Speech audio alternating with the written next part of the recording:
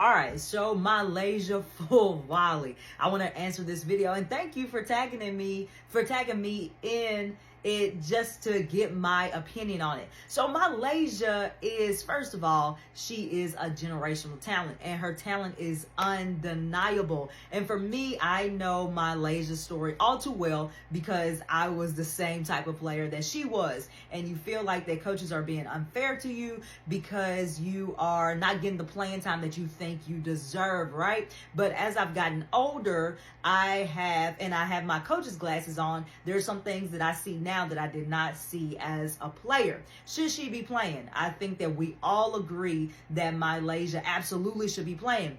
But here's the deal, because she is a generational talent, because she does things that are unorthodox as far as her play, whether it be her passing, whether it be her scoring, whether it be her dribbling, you don't know what to expect out of her. And she is risky. And as a coach and as I've matured, I've learned that coaches a lot of times will go with the more consistent player or go with the player who is not as good, but they know what to expect out of that player. You never know what you're going to expect out of a player who has a deep bag, right? And they might make those decisions as far as utilizing those skill sets at the wrong time. So you could see that at South Carolina, that first of all, I love Dawn. She's my favorite coach, as you know. But for her, she sees, and if you read a book, she saw a lot of herself in young Milaysia. And when you have a team who is established, when you have a team who is, a veteran team, then it is going to be hard for you coming as a freshman, especially when you are not a player who plays like a specific type role, but you kind of do everything. It's going to be hard for you to get playing time. And I think that's one of the reasons why she struggled at South Carolina. Dawn absolutely wanted to play her. There's no ands, ifs, or buts about that. But because she was risky, she just had to be patient with her until Milaysia develops some more. And so the most important thing for a player like Milaysia, then like I said, is I know this because I can speak on this because I was the same type player, is for someone to trust her. And what I mean by that is she might not get a chance to play in the big moments of the game, which she completely can be a game changer one game, right? And you're like, oh my gosh, Milaysia, why is she not playing? She absolutely should be playing. And then the next game, it's like, ugh.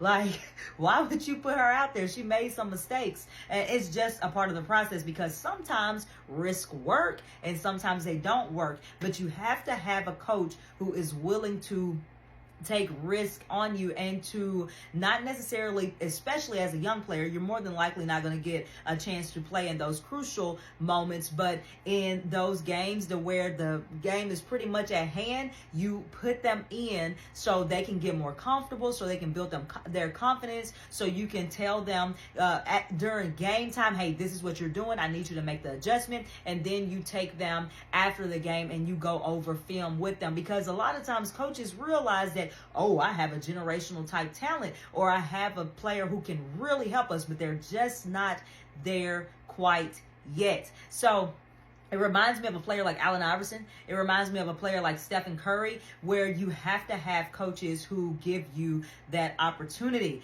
And unfortunately, most of the time you don't get that because coaches are not willing to take that risk. Like I said, they're willing to play players who are not as good skill-wise, but they know what they're going to get out of them. So it'll be interesting to see how she plays at LSU. I wish the best for her. I think that people have to understand that Kim Mulkey is getting a better version of Milaysia. When she went to college, I'm assuming that she was probably 18 years old.